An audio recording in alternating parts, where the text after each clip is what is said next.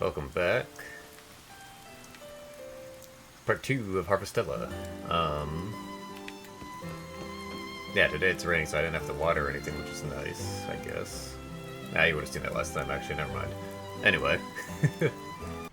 And so we returned to the Hegan Canyon, and using the crystal, we're able to teleport back to the other area that we were at before, and continue on our way. We take the ladder shortcut that we built the other day. We fight some pretty high level monsters, and as you can see, we take quite a beating. They're level 22.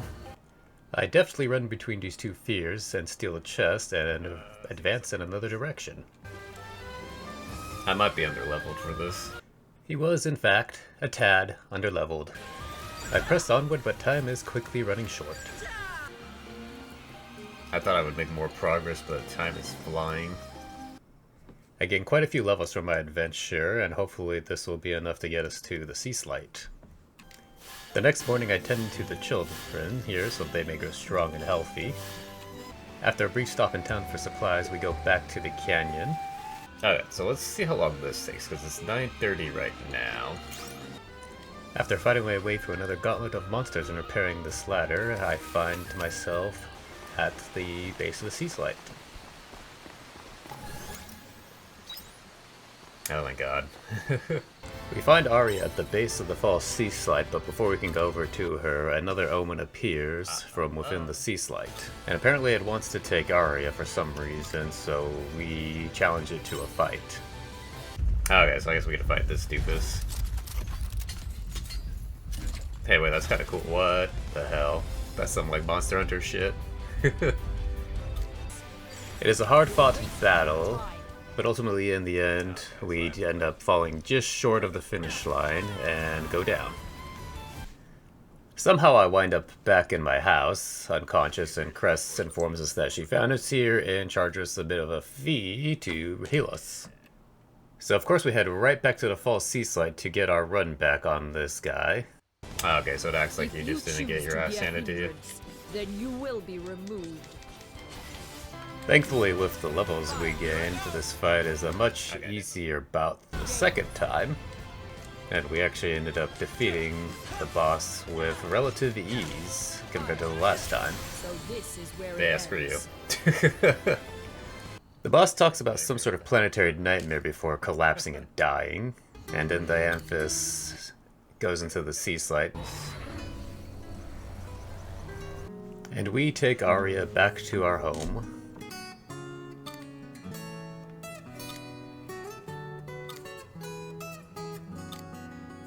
Oh, you're welcome, I guess. And with that, Chapter 2 comes to a close.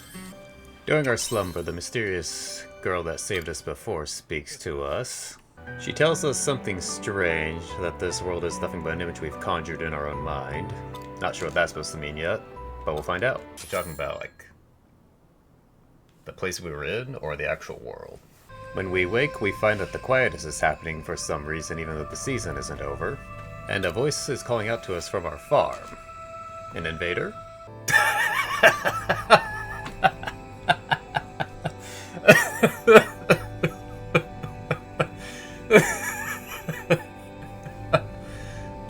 Oh my god. Deciding that it's a forager trying to steal my crops, I try to bury the mysterious legs. It turns out that it's actually a fairy, and she was actually protecting our farm, not trying to steal my precious crops. And that is the only reason she gets to live.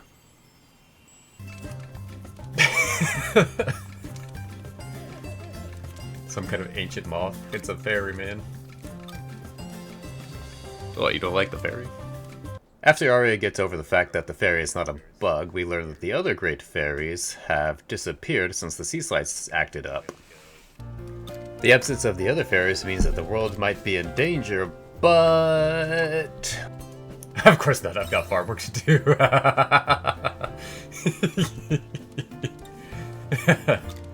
The fairy manages to convince us to save her friends by convincing us we'll have more workers to help at the farm.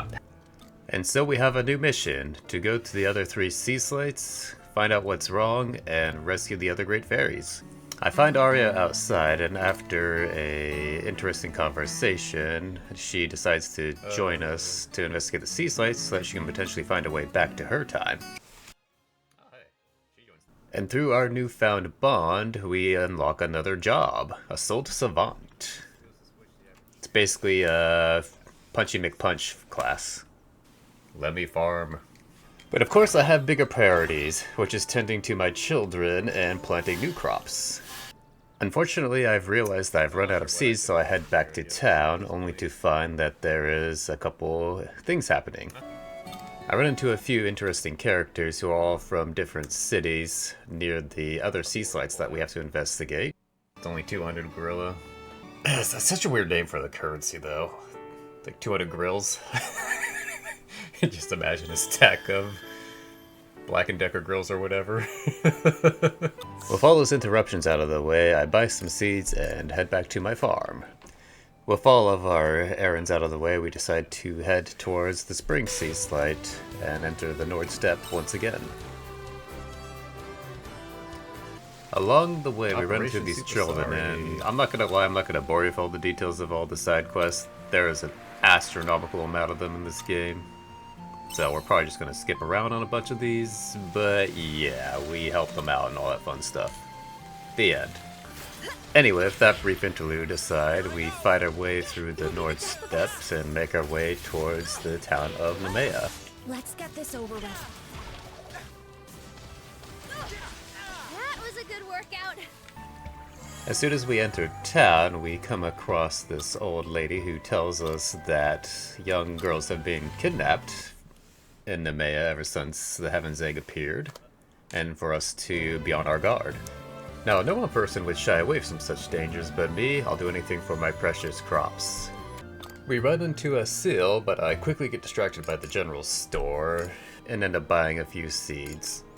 We find a seal's friend, so we can deliver the medicine to her, and as we're standing here talking, we get attacked by some monsters and have to fight them off. The naughty kid gobbler.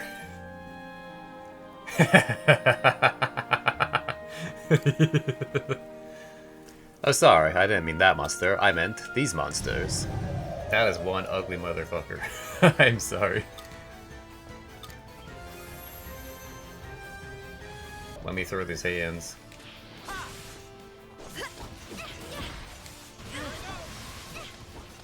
Is everyone alright? We kind of dogpiled that guy. Not gonna lie. Although we quickly defeat the monster, it's still alive. However, Tiela tells it to leave, and it listens. Monster's like, well, F me, I guess. You heard the lady. Unfortunately, Tiela collapses, so we take her back to Assel's house, and our boy joins the party, and we get a new class. Skylancer job class? That sounds cool. Wait. Before heading home, I decided to pick up another side quest here. Then I plant some of the seeds that I got before calling it a night. I tend to my children before heading to leave, as I have enough money now to make the cooking station. I wrap up our errand from the previous day and get some money and seeds, which I immediately use to buy the next level backpack. I check in with Cress, who does another exam on us, and in order to pay for our debts, she wants us to run some errands for her in the future. I head back to the Hegan Canyon now that I've figured out how to equip jobs and decide to try out the Assault Savant.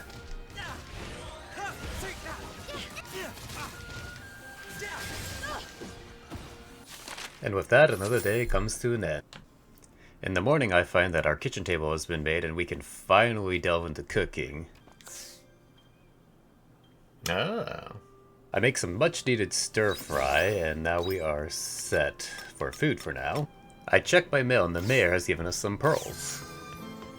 I'm sorry, the mayor just give us literally just free money.